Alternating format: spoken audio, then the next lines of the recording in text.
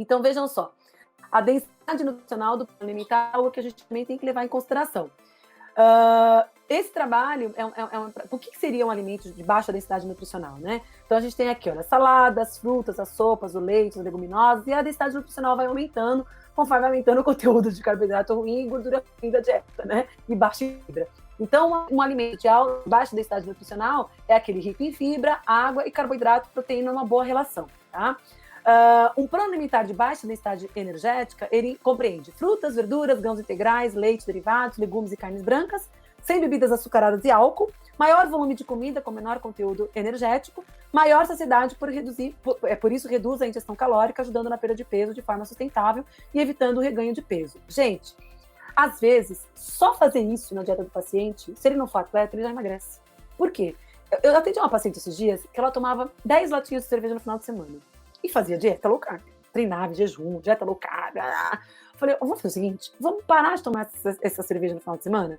Não vou mudar nada da dieta, eu vou ajustar umas coisinhas aqui, vou dar algumas coisas, vou te dar uns carboidratos recomendados do treino, mas vamos reduzir essas 10 latinhas de cerveja no final de semana para uma tacinha de vinho, pode ser? Eu não vou conseguir. Falei, vai conseguir, vamos firme que a gente vai conseguir. Só isso já ajusta muito o valor calórico da dieta, ela já consegue emagrecer, né? Porque como é que pode alguém achar que fazer dieta low carb, tomar 10 latas de cerveja durante o final de semana é normal, é adequado, né? Mas as pessoas pensam assim, gente, não é mentira, vocês atendem, quem está aí do outro lado atende também, e sabe que isso não é mentira, né? Então é muito importante, e sim, a mídia incentiva, Adriane, a mídia incentiva, né, cada vez mais o low carb, e por isso que a gente tem que estar aqui o tempo inteiro gritando aos 5 ventos que não é assim. Então só essa mudança que a gente faz no plano alimentar, diminuindo a densidade energética dos alimentos, já é uma mudança gigantesca, né, que já gera não precisa nem fazer restrição calórica, isso já diminui a ingestão alimentar, eu vou provar para vocês. Olha só, aqui é o quadrinho do Jack and Up, também com exemplo dos alimentos que a gente tem que comer mais e menos, né, os de menor densidade. Daqui é a densidade energética, quilocaloria por grama.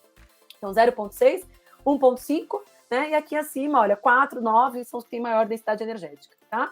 Mas olha só que interessante esse trabalho. Mesmo se a gente fazer, olha só, eu vou tentar explicar para vocês. Aqui eles fizeram o seguinte, eles pegaram porções de alimentos com 100% da ingestão energética, tá? E essas porções tinham também 100% de alimentos com maior densidade energética. Depois eles mantiveram o valor calórico dessa dieta. Então, olha aqui, as dietas todas, tá aqui do ladinho, vamos olhar no quadro, olha só. A dieta que tinha uma redução de 75% da densidade energética, e redução, aqui é a condição da dieta desse lado esquerdo, tá? E do lado direito, a densidade energética. Então, a dieta tinha uma quantidade de comida de 1.530 gramas ao dia, as duas, olha só. Tanto a que tinha uma densidade energética mais baixa, de 1,6, quanto aquelas que tinham uma densidade energética de 2,1. Então, elas foram consideradas dieta 75% de restrição energética, com quantidade de volume igual de comida e a densidade energética mais alta, tá?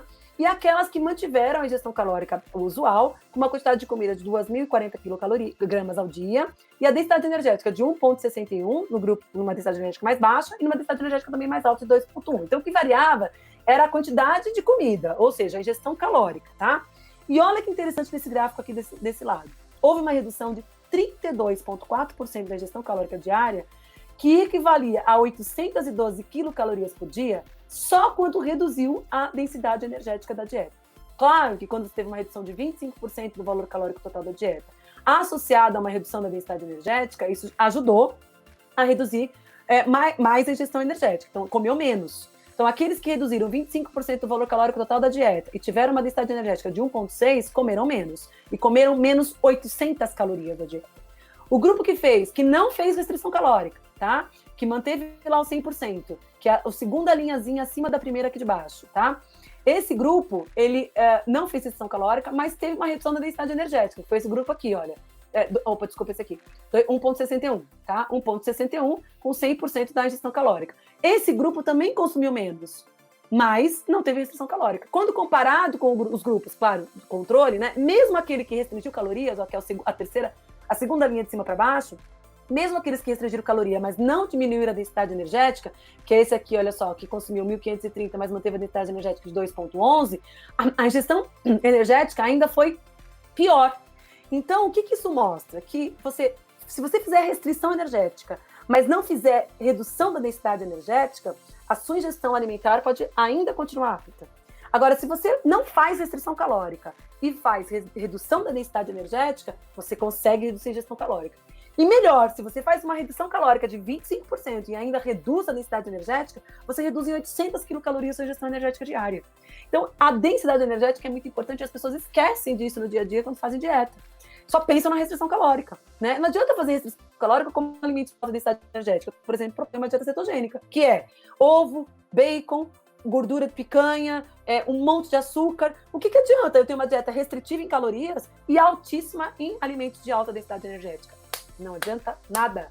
Ele não diminui a ingestão calórica e ele também não consegue emagrecer de forma sustentável, tá? Isso é muito importante. Então, gente, pensem sempre na questão da densidade energética. É muito, muito importante, tá? Diminuir o tamanho da porção e da densidade energética foi a estratégia mais efetiva para reduzir a ingestão calórica diária. Diminuir a densidade energética sem reduzir o tamanho das porções também é efetivo, tá? Então, para a gente concluir esse estudo que é muito, muito legal. E não é um estudo muito novo, não, em 2006, tá? E aí a gente pode, então, trabalhar com esse prato aqui, com esse meu atleta, né? Olha só a densidade energética do prato de manejo do peso corporal. Metade dele é fruta, verduras e legumes, né? Então, um prato de baixa densidade energética, muito rico em fibras, mais água, né? Olha a quantidade de proteína animal, que são alimentos de mais densidade energética, menor. Tem o carboidrato ali também, mas eu vou trabalhar com os carboidratos de baixa densidade energética. Então, percebam que mais importante do que a restrição é a qualidade da dieta. Eu tenho certeza que você está aí do outro lado, sabe disso e pensa como eu, né? Mas a gente precisa falar para os pacientes. Então, olha só, mais do que a restrição calórica, a escolha dos alimentos com densidade energética mais baixa é um ponto crucial na redução das calorias ingeridas no dia e, consequentemente, na perda de peso corporal. Isso é muito, muito, muito importante, tá? Talvez por isso que as dietas estruturalmente restritivas não sejam sustentáveis a longo prazo. Então, essa é a minha conclusão em relação às dietas restritivas. Somente estruturalmente restritivas e que não pensam na densidade dos alimentos, tá? A gente viu que a restrição calórica é importante, mas se a densidade desses alimentos também não for levada em consideração, talvez eu tenha um prejuízo muito grande na perda de peso, tá? Bom, apesar de não existir uma recomendação específica de redução da densidade energética para atletas com objetivo de perda de peso, sugere-se plausível a utilização dessa estratégia para essa população. A redução da densidade energética é mais efetiva na redução da ingestão calórica diária quando comparada com a redução somente do tamanho da porção diária, tá vendo? Né? Quando comparada só com a redução calórica.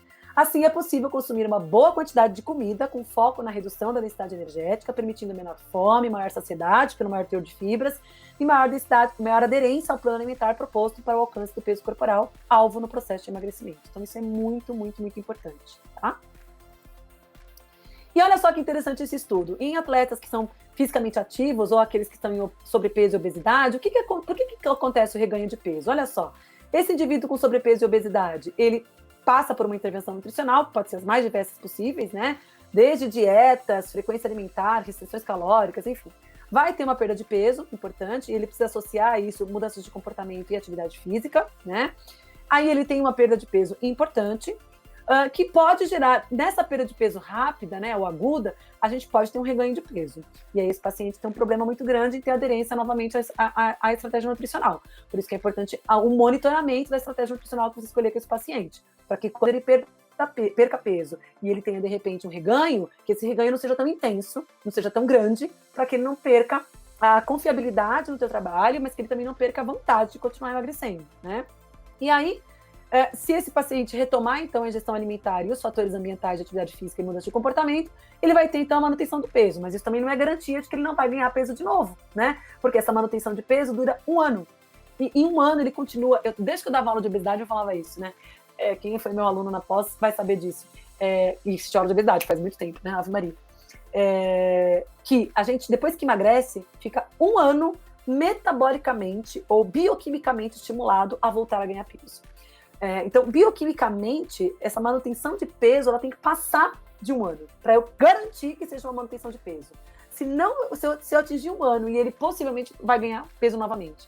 Então, esse cuidado nessas estratégias nutricionais que a gente escolhe, né, e principalmente na retomada das estratégias para manutenção do peso corporal é muito importante. E é isso que o paciente precisa entender, que a perda de peso sustentável e a manutenção desse peso perdido é mais importante, que o Stuart Phillips já falava lá atrás, como eu falei para vocês, do que essa perda de peso rápido, né? Bom, Mas a perda de peso é algo extremamente complexo, né? Extremamente complexo. Muitos fatores regulam e influenciam o balanço energético, tá? Muitos fatores. O meio ambiente e o estilo de vida, né? Interfere na nossa cognição, na nossa recompensa, nas nossas escolhas, no nosso humor, no nosso estresse, né? A individualidade biológica e genética, esses antecedentes que vão interferir no nosso gasto energético, desde a nossa taxa metabólica basal, nas atividades diárias, no tipo de exercício programado que a gente faz, na intensidade desse exercício, na composição corporal, nos nossos ciclos energéticos inadequados. Então, tudo isso é determinado biologicamente e pelo meio ambiente que a gente vive, né? E também tem interferência na nossa ingestão alimentar, na composição e na variedade da nossa dieta, na quantidade de tipo de fibra, na densidade energética desses alimentos, como a gente já falou, no aumento no tipo de alimento que a gente consome em relação ao exercício físico, na composição corporal, no peso ideal. Olha quantas questões que envolvem, né, o emagrecimento, quantas questões que envolvem essa questão da periodização de peso. E que, claro, todos esses fatores são sinalizados pelo meio ambiente externo, pela nossa individualidade biológica e, claro, pelos nossos órgãos internos que sinalizam todo o nosso organismo através de hormônios, enzimas, proteínas, para regular todo esse ambiente, essa rede extremamente complexa que é o ser humano, né? Que é nosso corpo físico, tá? Bom, por que eu estou dizendo isso? Porque a atividade física, ela tem um importante efeito, né, em liberar hormônios, que são hormônios que a gente chama de hormônios de bem-estar. Então, eu coloquei aqui para vocês ali, olha só. Exercício físico tem relação com o aumento de serotonina, beta-endorfina e dopamina. Então, o aumento na circulante desses neurotransmissores faz com que a gente tenha um estado de bem-estar, né? O exercício físico também aumenta BNDF, diminui cortisol, né? Então, o exercício físico, quando realizado de forma adequada, de forma crônica, traz um bem-estar muito grande. Né? E até mesmo após o exercício físico, né? Hoje eu estava treinando, mandei uma foto para uma amiga, falei assim, olha, um monte tá endorfinada. Eu falei, agora eu tô cansada. Endorfinada pode ser que eu fique depois, né? Mas exatamente agora, após o exercício, eu estou cansada. Mas a endorfina, ela vem, né? Eu sempre falo isso, o dia que eu não treino, eu fico mal-humorada, fico irritada, fico nervosa, que eu não cumpri a planilha, né? Por quê? Porque eu tô acostumada com essa sensação de endorfina, de dopamina que o exercício libera. Então a gente fica muito mal acostumado com a liberação dessas substâncias que trazem prazer, tá? Então, isso é um efeito muito benéfico do exercício físico, um efeito muito gostoso, né? E aí a gente tem essa liberação de dopamina, serotonina, adrenalina, que juntos vão ter um efeito muito importante na redução da ansiedade, na melhora da cognição, na melhora dos efeitos compulsivos, na melhora da memória, na melhora do mecanismo de prazer, de motivação, de desejo, né? De libido. Então, tudo isso, esses hormônios que são liberados pelo exercício físico, ajuda demais a controlar essas questões comportamentais e emocionais, né? E olha que lindo, o efeito prazeroso do exercício. Então, fazer exercício aumenta os níveis de dopamina. Olha os níveis pré e os níveis pós desse estudo, né? A gente consegue ter, eu sou brasileiro, inclusive, consegue ter um efeito muito potencial e muito legal, né? Do exercício físico em relação à produção de dopamina. Então, ótimo, a dopamina está relacionada com prazer, mas a dopamina também está relacionada com a cascata de recompensa. Né? Ela ajuda a gente, olha só, aqui é a cascata de produção de dopamina, que vem da serotonina, que libera as encefalinas, e depois gera uma liberação de dopamina, né? Lá no hipotálamo. Desculpa, especialmente no hipocampo, né? A dopamina se liga especialmente nos receptores do hipocampo. Então, olha que delícia, liberei dopamina, tô feliz da vida, que ótimo. Ué, mas não é bom, né? E agora? Como é que fazer essa cascata da recompensa? O que acontece? O que libera dopamina além do exercício? Álcool, comida gordurosa, cheia de açúcar. Esses hábitos de vida que liberam dopamina, eles são muito perigosos. Por quê? Quanto menor for a regulação endógena de dopamina, maior será a busca do prazer como recompensa. E isso acontece muito na prática. Pensa você que você não consegue treinar. Se observa, comece a se observar. Se os dias que você não treina, ou períodos que você ficou sem treinar, ou seu paciente ficou sem treinar, se ele não teve um comportamento mais na busca de alimentos que trazem prazer. É muito comum a gente observar isso. Os indivíduos que treinam e que às vezes param de treinar, para suprir a falta da dopamina induzida pelo exercício, eles vão buscar alimentos que causam prazer.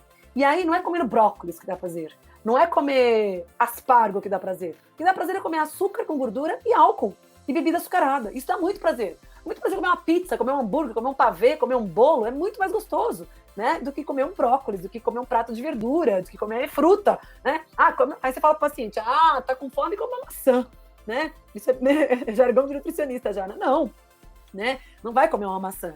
Então, olha o que acontece. quando a gente, olha, alguém tá falando lá no day off, né? Quando a gente tá no day off, a gente tem mais vontade de comer, sim, esses alimentos mais palatáveis, mais gordurosos, mais gostosos, porque eles liberam dopamina, assim como o exercício libera dopamina. Então é muito importante a prática do exercício, sempre, de forma organizada, planejada, para que eu fique dependente, o paciente fique dependente só da dopamina do exercício, e não desses alimentos mais gordurosos e do álcool, né, que vai liberar dopamina. Então, olha, frequentemente atletas e praticantes de atividade física buscam por estratégias não saudáveis de perda de peso, altamente restritivas em qualidade e quantidade nutricional, jejuns e desidratação severa. É comum observar a não ingestão do café da manhã ou do jantar. Ah, hoje eu não jantei, vou ter mais jejum. É muito comum. Quando atleta ou praticante física estão em fase de redução de peso corporal, sem um plano alimentar estruturado e individualizado, é muito comum a sensação constante de fome e a busca por alimentos, como doces e bebidas açucaradas, que obviamente não constam no plano alimentar. Então, por isso que planejar a perda de peso é muito importante, porque a restrição energética também deixa a gente no estado de sofrência, aumenta cortisol. E o que eu faço no estado de restrição energética quando eu aumento cortisol? Eu busco algo que dá prazer, ninguém vai buscar algo que aumenta mais cortisol. Né? Eu vou buscar algo que dá prazer. E se eu tô em restrição energética, cansada, de saco cheio, eu não vou treinar para liberar dopamina, gente, porque treino também libera mais cortisol, cansa, né? Então eu vou buscar o quê? Alimentos palatáveis, gostosos, gordurosos, né? Para liberar essa dopamina. Então, dentro de um processo de emagrecimento, é muito importante essa modulação dos níveis de dopamina, né? Cuidado com essa questão dessa compulsão que pode ser causada pelas restrições energéticas. Então, a fase de emagrecimento é muito importante ter o recovery pós-treino, né? Então, a hidratação, carboidratos de baixa densidade energética, como frutas, vegetais, grãos integrais e leguminosas, proteína de alta qualidade, valor biológico, valor nutricional, né? Então, olha só, atenção, se a reposição pós-treino com carboidratos de baixa densidade energética só é indicada em fase de perda de peso e quando há pelo menos 24 horas de intervalo entre uma sessão de treino e outra. Então, por quê? Porque se eu tenho um intervalo de treino menor que 24 horas, se eu preciso da reposição rápida de carboidrato, não dá para trabalhar com carboidrato de baixa densidade energética. Aí eu tenho que trabalhar com carboidrato de alta densidade energética, tá? Então, é só um adendo que eu quis colocar para vocês aqui em relação ao recovery. E pensar nessa questão da modulação da dopamina que a gente não pode esquecer, tá? Então, olha só, estratégias nutricionais para perda e manutenção do peso corporal em atletas e praticantes de atividade física. Calcular adequadamente a taxa metabólica basal, o gasto energético total e o peso-alvo. E aí a gente tem uma variação gigantesca de fórmulas e protocolos para avaliar tudo isso. Na mentoria a gente tem uma modalidade só para falar disso. Evitar restrições calóricas severas por muito tempo. Consumir um plano alimentar adequado e um pouco mais elevado e bem distribuído em proteínas. Dar preferência aos alimentos de baixa densidade energética. Adequar a distribuição das refeições ao longo do dia e ao redor do exercício. Excluir, reduzir ou monitorar o consumo de álcool e bebidas açucaradas. Gente, não vai embora não, fica aí que tô quase terminando, tá? Não vão embora que ainda tem surpresinha no final, hein? Não vão embora. Continua aí, meu povo.